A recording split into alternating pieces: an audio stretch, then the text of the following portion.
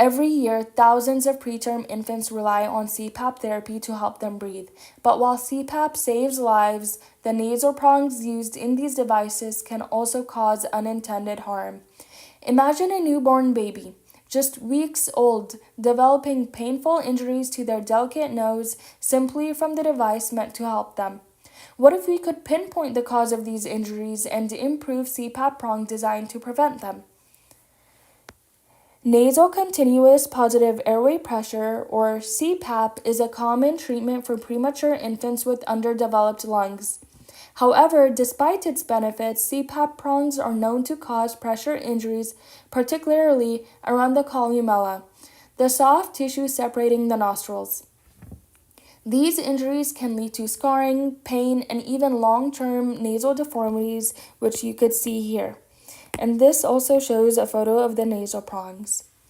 Currently, there are no suitable laboratory, animal, or human models to study how CPAP prongs interact with neonatal anatomy. This gap in research makes it difficult to determine the root cause of these injuries. The goal of this study is to bridge the gap using 3D modeling and simulation to analyze CPAP prong-induced pressure and deformation.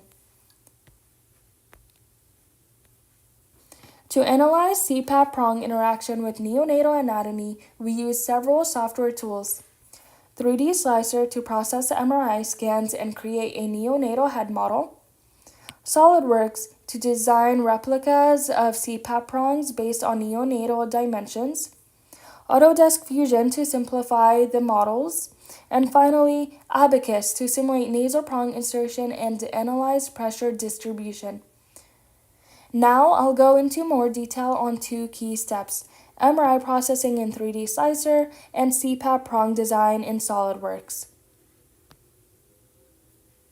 MRI scans were imported into 3D Slicer to create an anatomically accurate neonatal head model.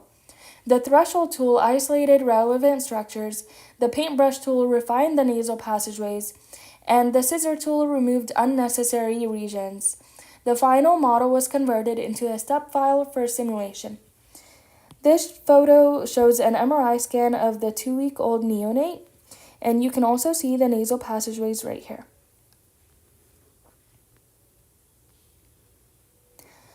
CPAP prongs were designed based on neonatal nair size using SolidWorks. A loft tool was used to shape the tapered structure. The shell tool was used to make it hollow and ensure airflow. And fillets smoothed the sharp edges, which you could see here. The final prong model was imported into Abacus for simulation. To ensure accurate results, I referenced literature to determine material properties. One study provided biomechanical properties of full-term infant skin, including Young's modulus, Poisson's ratio, and density. Another study suggested that full-term infant skin is comparable to preterm infant skin, which allows us to approximate preterm tissue properties. A displacement-controlled approach was used in Abacus, gradually inserting the nasal prongs to simulate real-world conditions and analyze pressure distribution. Stress maps revealed significant pressure concentration at the columella, reinforcing its role in CPAP-induced injuries. Deformation analysis showed prong flexibility upon insertion, which affects tissue interaction. These findings suggest that modifying prong design could reduce nasal injuries in preterm infants.